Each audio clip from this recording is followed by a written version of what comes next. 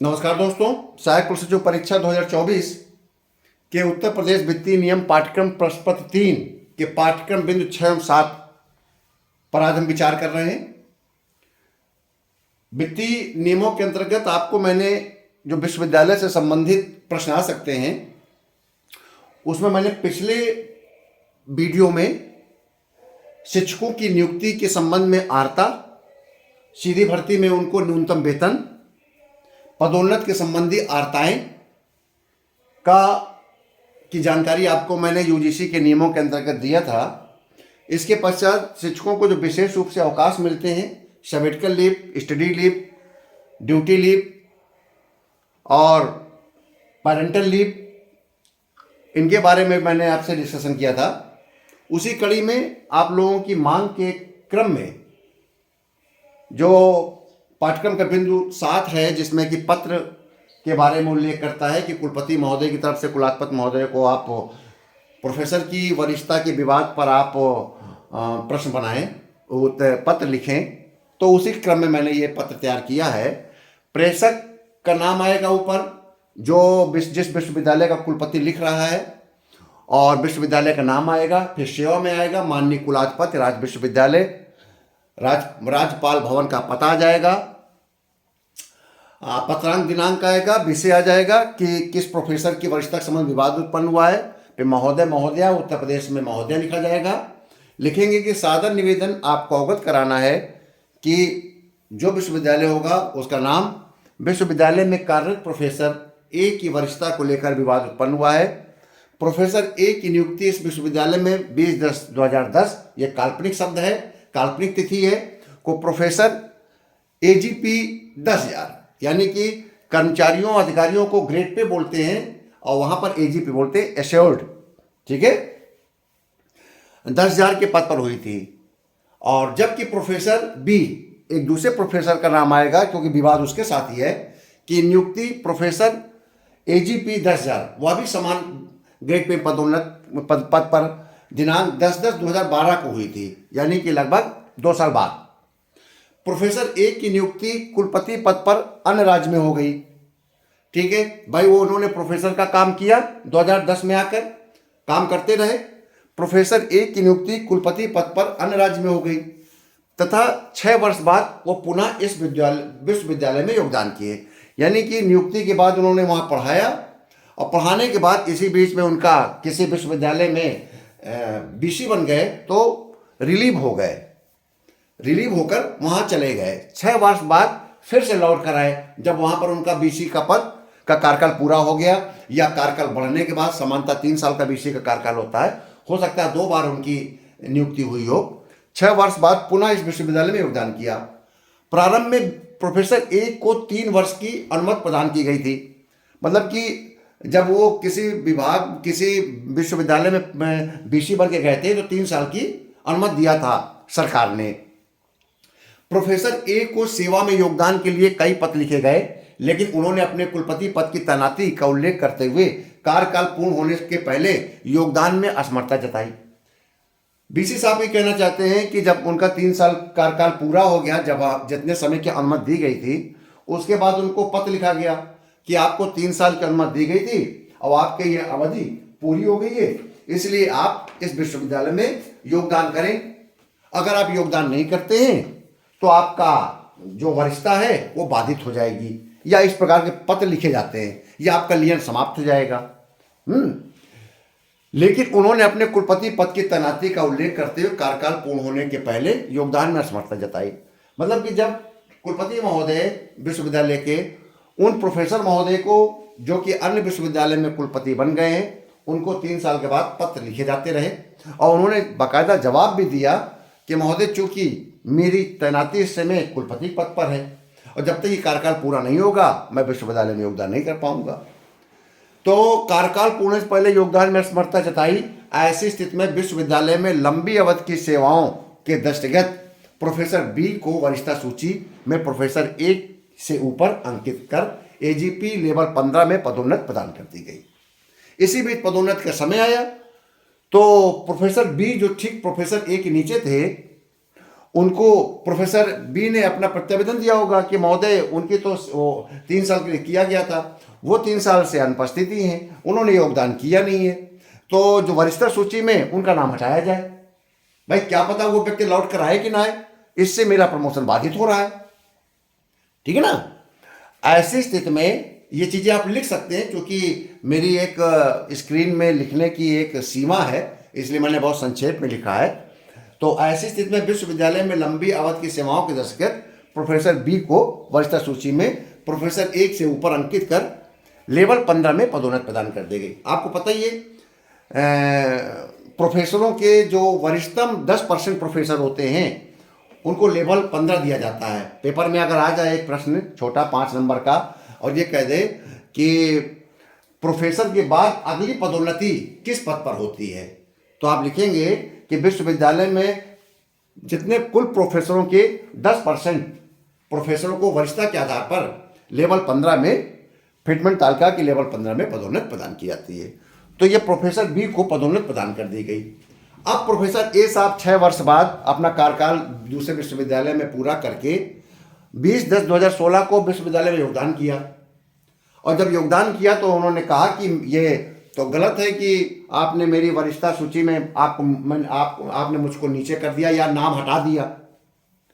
और तो उन्होंने कहा कि चूंकि मैं योगदान यहाँ कर रहा हूँ और मेरे से जूनियर व्यक्ति का प्रमोशन हो चुका है, तो अब मैं प्रोफेसर के पद पर तो ज्वाइन नहीं करूँगा, यानी कि लेवल 14 पर ज्वाइन नहीं करूँगा, बल्कि मैं लेवल 15 पर ज्वाइन करूँगा या 14 पर ज्वाइन करूँगा, तो मेरी पदोन्नति तुरंत की जाए, उसी तिथि से की जाए जिस तिथि से कनिष्ठ का प्रमोशन किया गया है। अब ऐसी स्थिति में चूंकि विश्वविद्यालय ने तो निर्णय ले लिया उनकी बोर्ड ने, लेकिन नियमों के अंतर्गत ना तो उनका लियन समाप्त हुआ था और ना ऐसा कोई रूल था जिसके कारण जिससे स्पष्ट हो सके कि उनकी सेवाएं वरिष्ठता के क्रम में नहीं है। तो ऐसे प्रश्नों के बारे में, ऐसी समस्याओं के बारे में जिस पर स्पष्ट नियम नहीं होते विश्वविद्यालय के, तो विश्वविद्यालय ऐसे निर्णय करने के लिए कुलाधिपति महोदय को भेज देते हैं और उनका निर्णय अंतिम होता है, क्योंकि वो कुलाधिपति हैं। 20/10/16 को विश्वविद्यालय में योगदान कर कनिष्ठ की पदोन्नति की तिथि से पदोन्नति की मांग कर रहे हैं। ये उन्होंने अपनी समस्या बता दिया कुलपति महोदय ने कुलाधिपति महोदय को। अब विषय की संवेदनशीलता को ध्यान में रखते हुए न्याय संगत समाधान हेतु आपके मार्गदर्शन एवं निर्णय की आवश्यकता है, जिससे विश्वविद्यालय प्रशासन आगे कार्रवाई सुनिश्चित कर सके।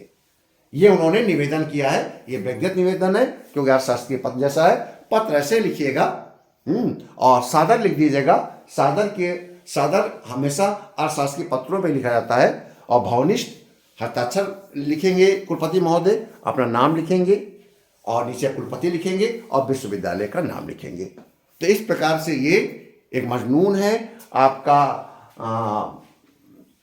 विवादास्पद मामलों में, वरिष्ठता के विवादास्पद मामलों में एक प्रारूप के रूप में। चूंकि एक स्क्रीन में शब्द सीमा निश्चित है, लेकिन ये शब्द पर्याप्त है। लगभग 250 शब्दों में आपका ये पत्र है। इससे ज़्यादा बड़ा पत्र लिख भी नहीं पाएंगे आप, क्योंकि आप ज़्यादा बड़ा पत्र लिखेंगे तो फिर पेपर छूटने की संभावना रहती है।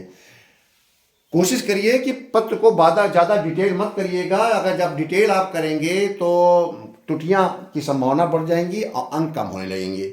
इसलिए मुद्दे की बात लिखिएगा और मुद्दे की बात लिखकर प्रारूप को ठीक से बनाइएगा और पत्र को ठीक से समाप्त करिएगा।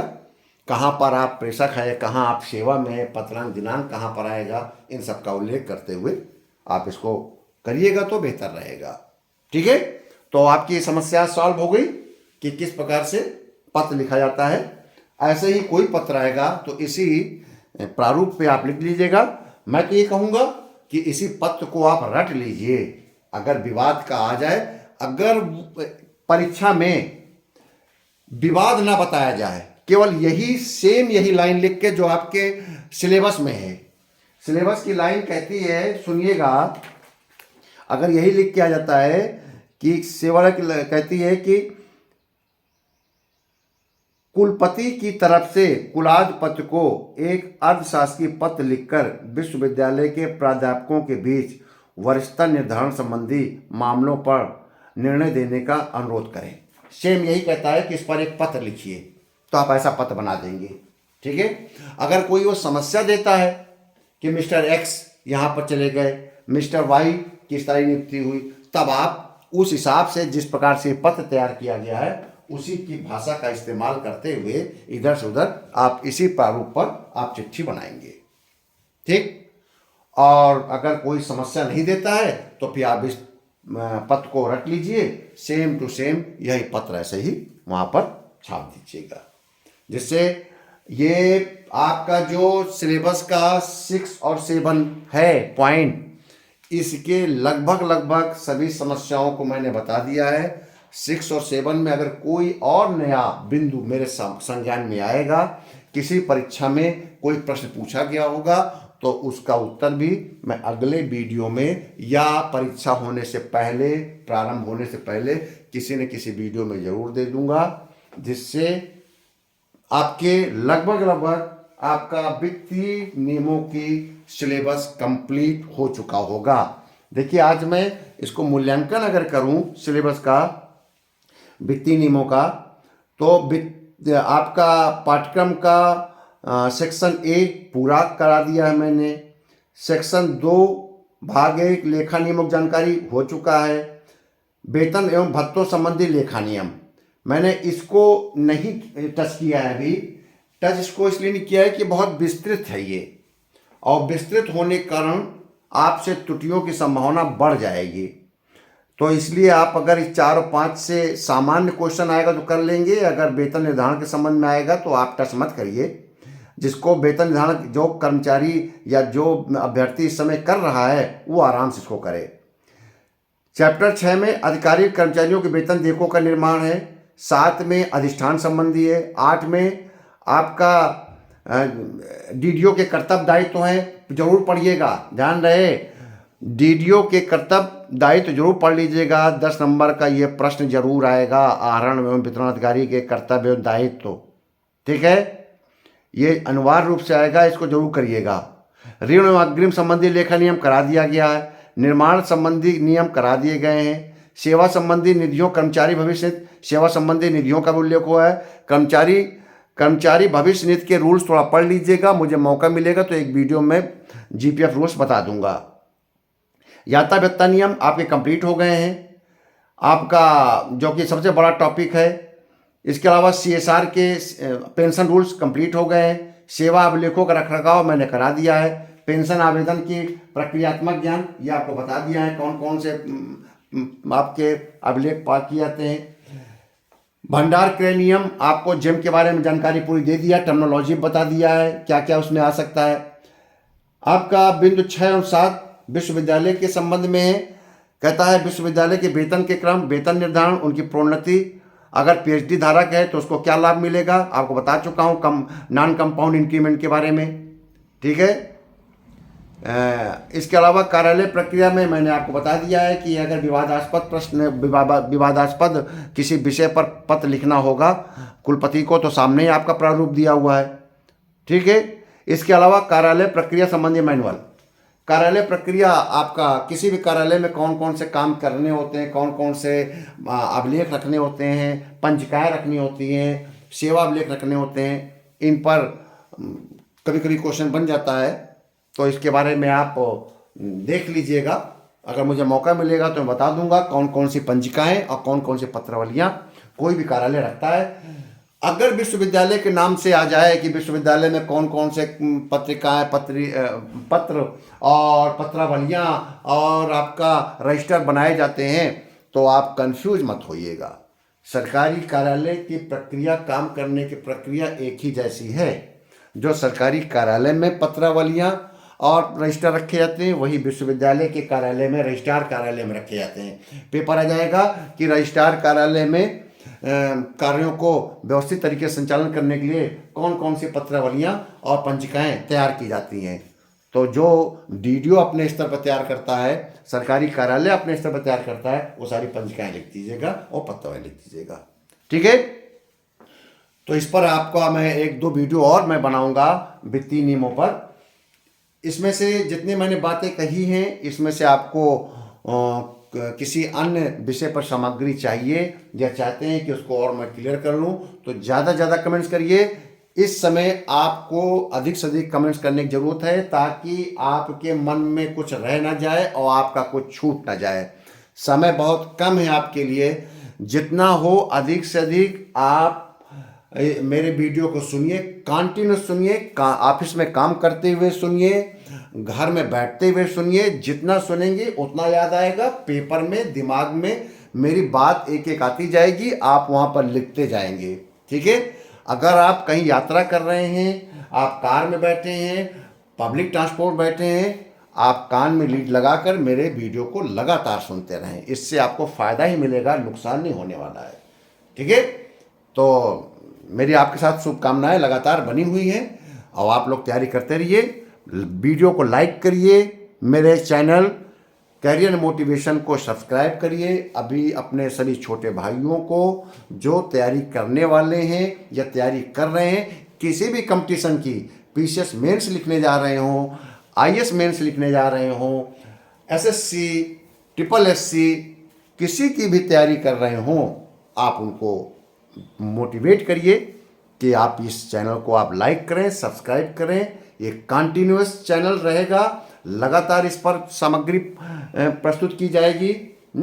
ये ऐसा नहीं है कि केवल ये असिस्टेंट रजिस्ट्रार की तैयारी के लिए बनाया गया हो, क्योंकि असिस्टेंट रजिस्ट्रार पहली परीक्षा, प्राथमिकता परीक्षा है। ये परीक्षा 5 साल 6 साल बाद आती है, इसलिए जब फोकस मेरा इस पर ज़्यादा है, क्योंकि इसके बाद फिर 5-6 साल तक ये परीक्षा शांत रहेगी। बहुत बहुत धन्यवाद।